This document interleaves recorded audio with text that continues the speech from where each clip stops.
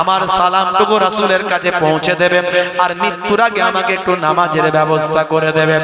এমন সময় সাইদ বলেন, আমি তখন বলেছিলাম, ও আল্লাহর বান্দা, তোমার দুটো শর্তই আমরা মেনে নিলাম। তোমার সালামটুকু দয়ার নবীর কাছে পৌঁছে দেব, আর তোমাকে ওজুর পানি দিচ্ছি। ওজুর পানি দেয়া হলো, ওযু করলেন। আজকের স্বাস্থ্য বিশেষজ্ঞরা বলছে যদি 5 ওয়াক্ত ওযু করা হয়, 5 বার যদি ওযু করা হয়, হাত মুখ ধোয়া হয়, আমাদের অগোচরে এমন কিছু জীবাণু আছে যেগুলোকে আমরা খালি চোখে দেখতে পাই না। আমাদের পোশাকের উপর, আমাদের শরীরের উপর সেই জীবাণুগুলো অ্যাটাক করে। যে অংশগুলো ফাঁকা থাকে ওযুতে সেই অংশগুলো ধৌত করা হয়। 5 বার যদি হাত মুখ ধৌত করা হয়, ওযু করা হয়, আমাদের অগোচরে যে জীবাণুগুলো শরীরে অ্যাটাক করেছে সেগুলো সব ধুয়ে চলে যায়। শুধু তাই নয়, সারা দিনে 5 বার ঘাড়ে মাসা করলে, হাতের কনুই পর্যন্ত ধুলে মানুষের মনে শান্তি থাকে এবং বিভিন্ন টেনশন থেকে মুক্ত হয়ে যায়। হে তরুণ যুবকেরা, ওযুর মধ্যেও সায়েন্স আছে। স্বাস্থ্য বিশেষজ্ঞরা ওযু নিয়েও গবেষণা করেছেন। আমি বেশি কথাই যাচ্ছি না। হযরতে খুবাইব রাদিয়াল্লাহু তাআলা আনহু ওযু করলেন, 2 রাকাত নামাজ পড়লেন এবং ছুটে ছুটে ফাঁসি কাস্টের দিকে চলে গিয়ে মাথাটা ফাঁসির মঞ্চে গলিয়ে দিলেন। সেই সময় জিজ্ঞাসা করলাম, ও খুবাইব, এত তাড়াহুড়ো করছো কেন ফাঁসি কাস্টে যাওয়ার জন্য, ফাঁসি হওয়ার জন্য? তখন খুবাইব বলেছিল, হে জালেম, শুনে রেখে দাও, জেনে রেখে দাও, তুমি বুঝবে না, যত তাড়াতাড়ি ঈমানদার শহীদ হবে তত তাড়াতাড়ি আল্লাহর সঙ্গে মুলাকাত হবে। জোরে হবে না? আর জোরে হবে না? অবশেষে তাকে ফাঁসিতে চড়ায়, মরার আগে সাহাবী নামাজ পড়ে নেয়।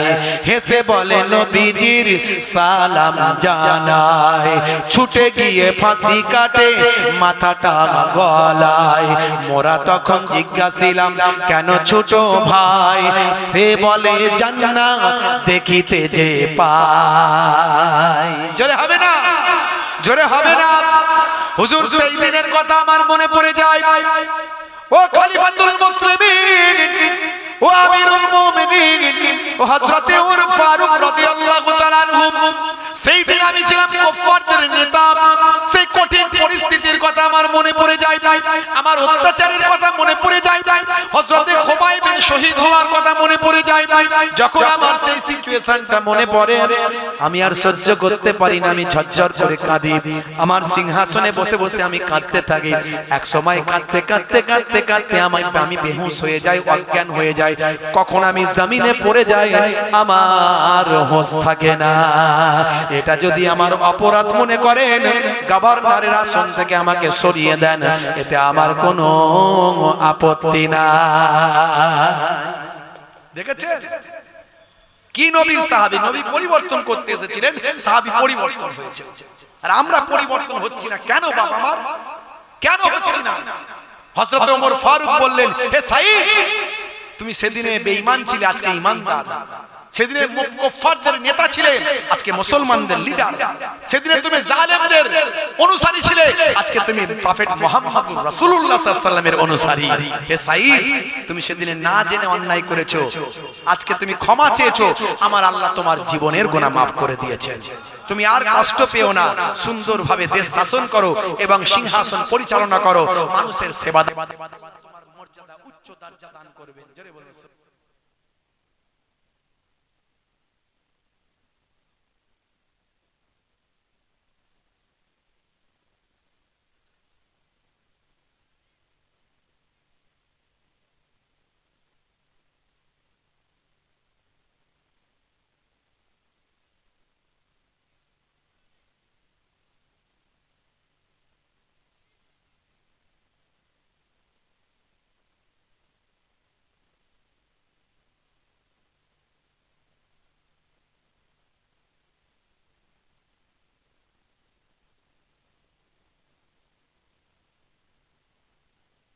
জিনিস গ্রহণ করবেন, দুটো জিনিস গ্রহণ করবেন। একটা হলো নামাজ। নামাজ ছাড়বেন না বাপ, নামাজ ছাড়বেন না। জি হ্যাঁ, নামাজ ছেড়ে দেবেন না। যত কষ্টই হোক, কাজা হলে কাজা পড়বেন, কিন্তু ছেড়ে দেবেন না। অনেক নামাজ পড়তে কষ্ট হয়। এশার নামাজ 17 রাকাত, খুব কষ্ট হচ্ছে, সারাদিন মেহনত, আর পেরে উঠছি না, দাঁড়ানোর ক্ষমতা নাই, সারাদিন কাজকর্ম করে বসে বসে পড়ুন। 17 রাকাত পড়তে পারছেন না, চোখটা যেন লেগে যাচ্ছে, এখন ঘুমিয়ে পড়ছেন। ফরজ নামাজ, ওয়াজিব নামাজ, সুন্নতে মুআক্কেদা, যেটা আল্লাহর নবী কখনো ছাড়েননি, সেই নামাজটা পড়ে নিয়ে শুয়ে পড়ুন। দাঁড়াতে কষ্ট হচ্ছে, বসে পড়ুন। বসতে কষ্ট হচ্ছে, শুয়ে পড়ুন, কিন্তু নামাজ ছাড়বেন না। নামাজ ছেড়ে দেওয়া মানে দিনকে ধ্বংস করলেন, আল্লাহর রহমত থেকে মাহরুম হয়ে গেলেন, আল্লাহর যত ফেসিলিটি আছে সব ফেসিলিটি থেকে আপনি বঞ্চিত হয়ে গেলেন। নামাজ ছাড়বেন না।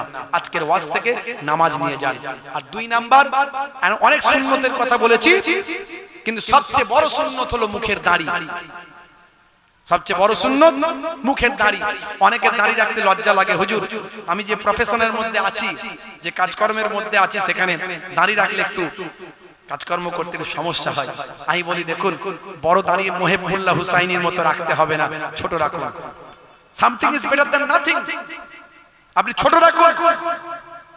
এখন তো দাড়ি ফ্যাশন, দাড়ি মুখের সৌন্দর্য। বিরাট কোহলি না হলে দাড়ি রেখেছে কেন? হরভজন সিং কেন রেখেছে? লিওনেল মেসি কেন রেখেছে? হাসিম আমলা তো বড় দাড়ি, মঈন আলী খান তো বড় দাড়ি, সুন্নতি দাড়ি। আপনি যদি এত বড় না রাখতে পারেন, ছোট রাখুন। বাবা মার কোন সুন্নত কবরে গেলে দেখা যাবে না, দেখা যাবে? দেখা যাবে? কোন সুন্নত কবরে গেলে দেখা যাবে না। যতই সুন্নত গুলো আমি যা বলেছি সব কবরে গেলে দেখতে পাওয়া যাবে না। একটা সুন্নত দেখা যাবে, একটা সুন্নত দেখা যাবে, সেটা হলো মুখের দাড়ি। দাড়িটা আজ ছোট আছে, আপনার ইমানি শক্তি যখন বেড়ে যাবে, বড় হয়ে যাবে, আপনি মারা গেলেন, মুনকার নাকির ফারিস্তা যখন বলবে মান রব্বুকা, দেখতে পাবে মুখে দাড়ির দেখা। হতে পারে ওই দাড়িটা হবে নাজাতের জারিয়া। দাড়ি মুখের ফ্যাশন, মুখের সৌন্দর্য, কিন্তু আপনি ফ্যাশন আর সৌন্দর্য মনে করে রাখবেন না। ছোট হোক দাড়িটা, ছোট্ট রাখুন, কিন্তু নবীর সুন্নত মনে করে রাখুন। কখন আল্লাহ কার মওত দিয়ে দেবে কেউ বলতে পারে না। কথা ঠিক না ভুল? দাড়িটা সকলে রাখুন, বলেন ইনশাআল্লাহ। বলেন। একটা মানি ব্যাগ হারিয়ে গেছে, একটা মানি ব্যাগ হারিয়ে গেছে। কেউ যদি পান, স্টেজে দিয়ে যাবেন। বাপ, এত সুন্দর সুন্দর কথা শুনছেন, মানি ব্যাগ পয়সা দিলেন কত টাকা? ও সে লোক খুঁজছে, তো যদি পেয়ে থাকেন দিয়ে যাবেন। বাপ আমার, যদি কেউ পেয়ে থাকেন, নিশ্চয়ই এখানকার লোক যদি পেয়ে থাকেন নিশ্চয়ই দেবেন বলে আমার বিশ্বাস। বাপের আমার অনেক প্রয়োজনীয় জিনিস থাকে মানি ব্যাগে, সে মানি ব্যাগ দিয়ে যাবেন। আর নামাজটা ছাড়বেন না, মুখের দাড়িটা রাখুন। এই দুটো কথা আমি আপনাদের বলে দিয়ে গেলাম। আপনি কমিটির দায়িত্বে আছেন, সেক্রেটারি স্যার, মসজিদ কমিটির মাশাআল্লাহ কত বড় গুরুত্বপূর্ণ জিনিস। আমি আমার ভাইকে প্রথমে বলবো, ছোট্ট মুখের দাড়িটা রাখতে হবে। বড় রাখতে বলছি না, কাবা শরীফ 2 বার ছুঁয়ে এসেছি, হাজার আসওয়াদ ছুঁয়ে এসেছি, চুম্বন দিয়ে এসেছি, 2 খানদানের আওলাদ আহলে বায়াতে হাত দিয়ে গেলাম। ছোট্ট করে রাখবেন তো? আরে বিরাট কোহলি রেখেছে, অনেক বড় সেলিব্রিটি হবে তো, মসজিদ কমিটির সেক্রেটারি জান ঠান্ডা হয়ে যাবে। এরকম লোক কিন্তু দরকার। কথা ঠিক না ভুল? হবে তো ইনশাআল্লাহ। আপনি রাখলে এতজন দেখতে সময় লাগবে, আপনি রাখলে সময় লাগবে। কথা দিচ্ছেন? ছোট করে রাখবেন, কথা দিচ্ছেন? দেখেন, আমি পীরের আওলাদ, ডবল পীরের আওলাদ। আল্লাহ হায়াত মওতের মালিক সব আল্লাহ। ইনশাআল্লাহ, ইনশাআল্লাহ বলেছেন, বুঝতে পারছেন? আল্লাহ কবুল করেন, আল্লাহুম্মা আমিন।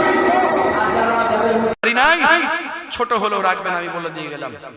ছোট হলেও রাখবেন। বাবা মার দাড়ি কাটবেন না। দুটো জিনিস রাখেন। কখন কে মারা যাবেন কোনো গ্যারান্টি নাই। আজ মারা গেলে 2 দিন হয়ে যাবে, 3 দিন পরে কেউ খবর রাখবেন আপনার আমার। কবর গোর গোর সওয়াল, গোর গোর জবাব। বাপ, ভুলে যাবেন না। আজকে দাড়ি মুখের সৌন্দর্য, তাই ভাইকে অনুরোধ করলাম দাড়িটা রাখবেন। অন্তত আমি কেন তো অনুরোধ করবো, কেন বলুন তো? কারণ এতে আমার লাভ আছে। উনি যদি রাখেন আমারও কিছু মাল করি ঢুকবে, বুঝতে পারছেন? হ্যাঁ, লাভ আছে, এমনি নয়। আলহামদুলিল্লাহ, অনেকে আমাকে বলে, হুজুর আপনার ওয়াজ শুনে আমি নেশা ছেড়ে দিয়েছি, আপনার ওয়াজ শুনে নামাজি হয়েছি, আপনার ওয়াজ শুনে আমি দাড়িওয়ালা হয়েছি। হুজুর আপনার জন্য হয়েছে। আমি আল্লাহ করিয়েছেন বাবা, আমার কোনো ক্ষমতা নাই। বাবা আমার পরিবর্তন হতে হবে, নবী পরিবর্তন হওয়ার জন্য পৃথিবীতে এসেছিলেন, পরিবর্তন করেছেন, আপনাকে আমাকে পরিবর্তন হতে হবে। যাই হোক, বিদায় নেব, যাওয়ার আগে একটুখানি আপনারা মেহেরবানি করে এই আগামী বছর যত মাহফিলটা যাতে করা যায় তার জন্য একটু ব্যবস্থা করে দেন। 10-এর লাঠি একের বোঝা, 10-এর লাঠি একের বোঝা। কোরআন মাজিদে বলেছে আল্লাহ রাব্বুল আলামিন, মান জাআ বিল হাসানাতে ফালাহু আসরু আমসালিহা, বান্দা এক দিবি আমি আল্লাহ 10 দেব, এটা আমার কোরআনের ওয়াদা, আমি আল্লাহর ওয়াদা কখনো মিথ্যা হবে না। বলুন সুবহানাল্লাহ, জোরে হবে না? 10-এর লাঠি একের বোঝা, এক দিলে 10 পাবেন, আল্লাহর ওয়াদা। আছেন কোন বান্দা পৃথিবীর শ্রেষ্ঠ আলোচনা জান্নাতের বাগানে বসে শ্রেষ্ঠ নবীর আলোচনার জন্য আগামী বছর সেই শ্রেষ্ঠ নবীকে, যে নবী ছাড়া আমাদের সুপারিশ সাফাতি করার আর কেউ থাকবে না, আল্লাহ রাব্বুল আলামিন সেই নবীর সাদকায় যাকে অনুমতি দেবেন, যে আল্লাহর ওলিকে অনুমতি দেবেন, সে আল্লাহর ওলি একটু সুপারিশ করতে পারবেন, কিন্তু আমার নবীর হাতে সুপারিশ করার ক্ষমতা আল্লাহ দিয়ে দেবেন। হাউজে কাউসারের মালিক আমার নবীকে দেবেন। আমার নবীকে বলেন, হে নবী আপনি যার জন্য সুপারিশ করবেন তাকে আমি নাজাত দিয়ে দেব। আমার নবী বলবেন সিজদায় পড়ে, আল্লাহ আমার একটাও উম্মত জাহান্নামে যাবে, আমি নবী জান্নাতে যেতে পারবো না।